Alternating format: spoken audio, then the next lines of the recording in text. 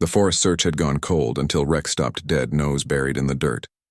The air changed. His growl sent chills down every rescuer's spine. "What is it, boy?" Mark whispered. Then Rex started digging, fast, frantic, beneath the old cabin floor. And that's when everyone heard it. A cry. "Before we start, make sure to hit like and subscribe. And really, I'm curious, where are you watching from? Drop your country name in the comments. I love seeing how far our stories travel." The call came just after sunset. A 7-year-old girl had vanished somewhere near the edge of Pine Hollow Woods. Her mother said she'd only looked away for a moment. Then her daughter was gone. By the time the rescue team arrived, the sky had turned a deep gray, and mist crept through the trees like ghostly fingers. Most of the volunteers whispered it was probably another false alarm, a kid who wandered off and would turn up soon. But Mark knew better. He'd seen too many of these calls end differently. As he clipped the harness onto Rex, his German shepherd and search partner, the dog's ears twitched, nostrils flaring at the damp air. The old abandoned cabin loomed in the distance, half swallowed by vines and shadow. Mark glanced at it uneasily.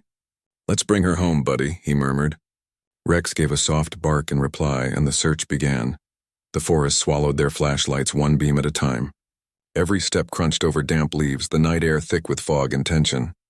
The search team fanned out, their voices echoing through the trees as they called the girl's name.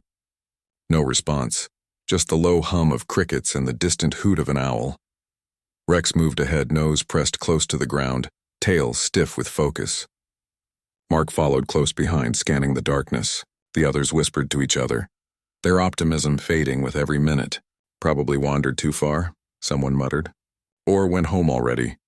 But Mark saw something in Rex's eyes, a focus sharper than usual, like he was chasing more than a scent. The dog suddenly stopped, head snapping toward the north. A faint breeze carried something human.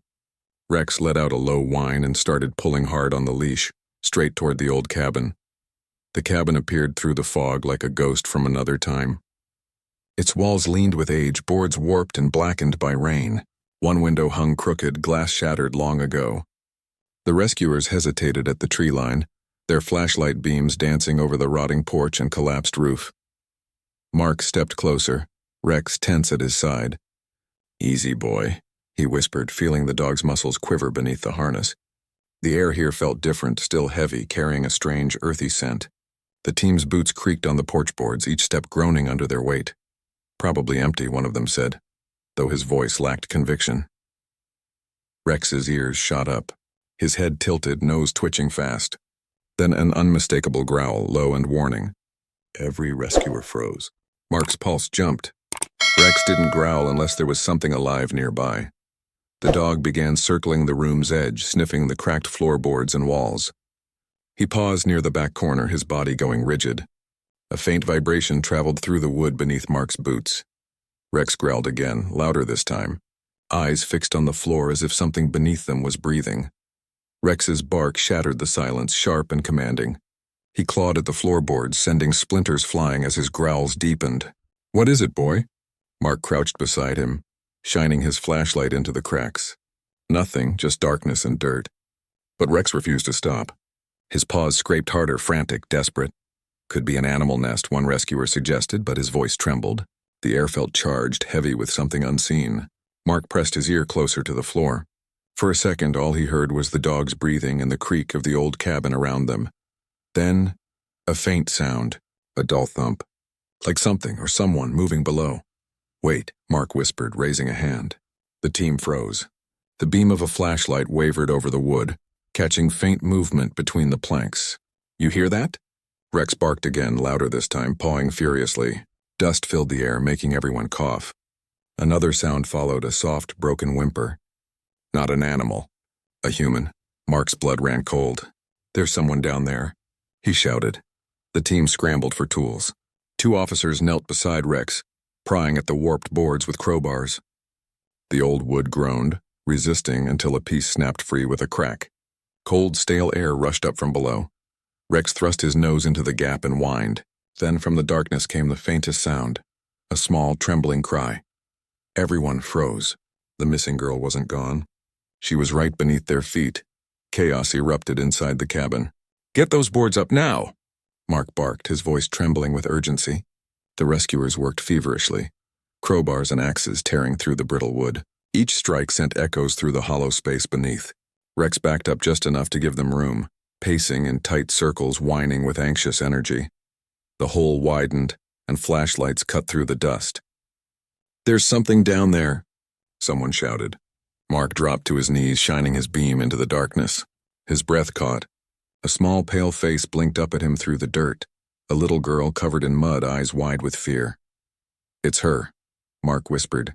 "We found her." The rescuers moved fast. One of them slid a rope down. Another cleared debris away with gloved hands. The hole was narrow, barely big enough for an adult arm to reach through. The girl whimpered, too weak to speak. "Hang on, sweetheart," Mark said softly. "We're getting you out." Rex stayed close, letting out soft whines, his head tilted as if urging her to hold on. The rescuers widened the gap, the cabin groaning under the strain. Finally, after a tense minute that felt like hours, a hand reached down and grasped the girl's small wrist. "Got her!" Carefully, they lifted her up through the hole, dirt crumbling around her. She coughed weakly as the cold air hit her face. Mark wrapped his jacket around her trembling body. The girl blinked, dazed, then her gaze landed on Rex. Her lips parted and a faint whisper escaped. "Doggy." The team froze, emotion tightening every throat in the room. Mark felt his eyes burn as he looked at Rex, his partner, his hero. The missing girl was alive, because Rex refused to give up. Outside the cabin, flashing red and blue lights painted the trees. Paramedics rushed forward, wrapping the shivering girl in blankets and checking her pulse. "She's weak, but she's alive," one of them said. A wave of relief swept through the team. Some laughed shakily, others wiped at their eyes. Mark stood a few feet away, watching as Rex sat beside him, chest rising and falling in steady rhythm. The dog's fur was matted with dirt, his paws raw, but his gaze never left the little girl. Mark knelt, resting a hand on his partner's neck. "You did it, boy," he whispered. "You found her when no one else could." Rex leaned into his touch, tail thumping softly. One rescuer glanced back at the cabin and shook his head. "That dog didn't just find her," he murmured. "He felt her." And for a long, quiet moment, everyone believed it. That night, a loyal K9 reminded the world what instinct and heart can do. Beneath rotting wood and darkness, Rex found not just a missing child, but a miracle. Some heroes wear uniforms. Others walk on four paws.